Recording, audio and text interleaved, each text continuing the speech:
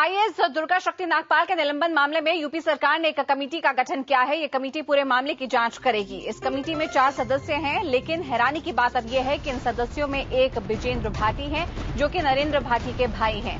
हम आपको बता दें कि नरेंद्र भाटी वही शख्स है जिन्होंने ये दावा किया था कि उन्होंने 41 मिनट में दुर्गा शक्ति नागपाल को निलंबित करा दिया। विजेंद्र भाटी के अलावा इस कमेटी में फकीर चंद नागर, राजकुमार भाटी और सुनील यादव शामिल हैं। दुर्गा के निलंबन को लेकर समाजवादी पार्टी पर लगातार हमला हो रहा है। इसे देखते हुए मुख्यमंत्री अखिलेश यादव ने कमेटी के गठन का ऐलान कर दिया, लेकिन कमेटी में नरेंद्र भाटी के भाई को भी रखा गया है।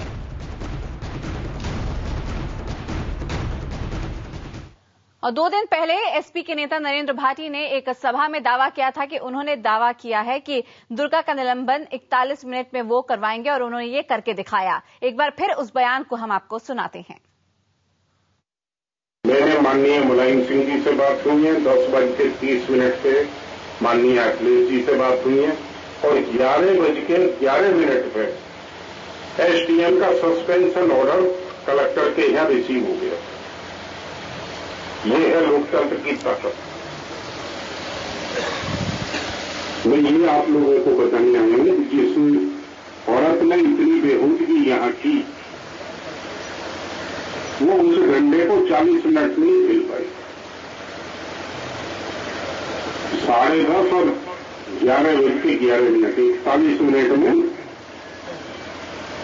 सस्पेंशन का ऑर्डर छप के लखनऊ से निर्णय होकर छप के यहां तामील हो गया कलेक्टर के यहां। उसको पता चल गई 11:11 पे कि तुम सस्पेंड हो चुके। और वहीं पर नरेंद्र भाटी ने दावा किया कि उन्होंने ही दुर्गा को निलंबित कराया और अब उनके भाई को इस मामले की जांच का जिम्मा सौंप दिया गया है। ऐसे में कुछ अहम सवाल उठने लाजमी हैं। सवाल नंबर 1, क्या दुर्गा शक्ति नागपाल को इंसाफ मिलेगा? सवाल नंबर 2, कमेटी में नरेंद्र भाटी के भाई को क्यों शामिल किया गया? सवाल नंबर 3, क्या अखिलेश ने किसी दबाव में भाटी के भाई को शामिल किया है? सवाल नंबर 4, क्या इस कमेटी से सही रिपोर्ट की उम्मीद की जा सकती है?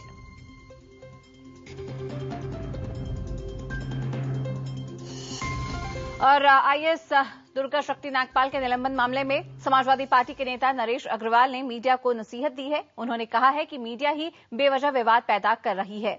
नरेश अग्रवाल ने कहा कि अगर मीडिया विवाद खत्म करे तो आगे कोई काम हो सकता है। उन्होंने विरोध करने वाले नेताओं के बारे में कहा है कि कुछ लोग सिर्फ बयान देते रहते हैं। तो जेडीयू ने कहा है कि अखिलेश सरकार दुर्गा से पार नहीं पा सकती है। तो बीजेपी ने सवाल किया है कि अखिलेश सरकार ने अब तक हुए दंगों में कितने लोगों को सस्पेंड किया। मुझे तो लग रहा है विवाद आप लोग पैदा कर रहे हैं। न दुर्गा को कोई शिकायत है, न उसने कहीं कही है। वो अपने विधिवत जो एक प्रशासनिक तरीका होता है उस तरीके से अपनी बात को रख रही है। और मैं तो कहूंगा आप लोग विवाद को खत्म करिए तो उस आईएएस अधिकारी को न्याय मिल सके और वो भविष्य में अपने काम में जुट सके। हम समझते हैं कि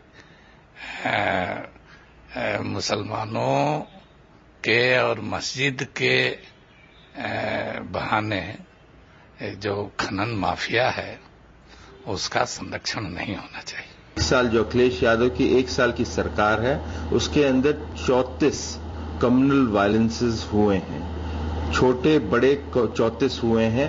बरेली से लेके लखनऊ, इलाहाबाद, मुरादाबाद हर जगह हुए हैं। मगर वहां पर अखिलेश यादव ने, उनकी सरकार ने कोई कार्रवाई नहीं करी। ये यहां पे जब कार्रवाई करी है ग्रेटर नोएडा में, वो करी है दुर्गा शक्ति पे खनन माफियाओं के दबाव में। और आप बता दें, नोएडा से हमारे संवाददाता ब्रजेश और लखनऊ से हमारे संवाददाता शलभ मरवी त्रिपाठी इस खबर पर और जानकारी दे रहे हैं। ब्रजेश, सबसे पहले आपसे जानना चाहेंगे ये कमेटी क्या करेगी और इसमें नरेंद्र भाटी के भाई को आखिर क्यों शामिल किया गया? बिल्कुल, देखिए जो कमेटी बनाई गई है सीधा सीधा इस बात का संकेत है कि जो तमाम एलिगेशन, तमाम आरोप जो लगे हैं या फिर तमाम जो बखेड़ा खड़ा हुआ है, तमाम राजनीतिक पार्टियां, विरोधी पार्टियां एकदम खिलाफ हो चुकी हैं। जगह जगह प्रदर्शन होने लगे हुए हैं, लोग अनशन तक पे बैठ चुके हैं। ऐसे में सरकार को शायद ऐसा लग रहा होगा कि ऐसे में जरूरी है कि इस पूरे मामले की ठीक तरह से जांच कराई जाए। लिहाजा 4 लोगों की कमेटी बना दी गई, जिनमें एक शख्स है जो कि नरेंद्र भाटी का भाई है, विजेंद्र भाटी, जो कि यहाँ पे पूर्व चेयरमैन भी रह चुके हैं। इसके अलावा जो बाकी 3 सदस्य सदस्य हैं उनमें 2 विधानसभा के जो इलेक्शन हुए थे उनके प्रत्याशी रहे हैं, इसके अलावा एक और पूर्व चेयरमैन रहा है। लेकिन सवाल यहाँ पे यह है कि घर के ही शख्स को सदस्य बनाया गया है जो कि अपने बड़े भाई के मामले की जांच करेगा, इस पर ही सबसे बड़ा सवाल है। दूसरा, जो बाकी और जो 3 और लोग हैं वो भी सपा के ही लोग हैं, सपा के वरिष्ठ नेता है। ऐसे में एक अहम सवाल यहाँ पे ये कि एक कैबिनेट मिनिस्टर जो कि कैबिनेट मिनिस्टर का दर्जा प्राप्त एक शख्स है, जो काफी दबंग है, काफी रसूख वाला वो शख्स है, उसके खिलाफ जो जांच कमेटी बनाई गई, एक उसमें उसका भाई शामिल है और इसके साथ ही जो बाकी जो 3 लोग हैं वो उसके कद से नीचे हैं। अब जांच की क्या रिपोर्ट होती है ये सरकारी बिल्कुल ब्रजेश, ऐसे में जब नरेंद्र भाटी खुद ही कहते हैं कि यहाँ पे उन्होंने निलंबित करवाया दुर्गा शक्ति नागपाल को, तो ऐसे में उन्हीं के भाई को इस जांच कमेटी में शामिल किया गया है। शलभ, यहाँ पे अगर हम नरेंद्र भाटी के इतिहास पर नजर डालें तो 1993 में उनके खिलाफ FIR दर्ज हुई थी बूथ कैप्चरिंग के मामले को लेकर। इसके बाद जब दोबारा SP की सरकार आने वाली थी उसके थोड़े समय पहले उन पर एक और दादरी पुलिस स्टेशन में एक केस फाइल हुआ था, लेकिन जब SP की सरकार आई है तब तक नरेंद्र भाटी के खिलाफ ये सभी केसेस को वापस लिया गया है। काफी गद्दावर नेता वो पार्टी के माने जाते हैं, यहां तक कि उनके भाई सुरेंद्र हैं वो सरकार की आवास विकास योजना की जो परिषद है उसके अध्यक्ष हैं। यानी कि साफ देखा जाता है कि किस तरह से बार बार नरेंद्र भाटी और उनके भाइयों को संरक्षण सरकार देती आई है गलत होने के बावजूद। और देखिए जिस तरीके से कार्रवाई हुई है वो कार्रवाई ये बताती है कि किसी बहुत खास आदमी के लिए हुई है।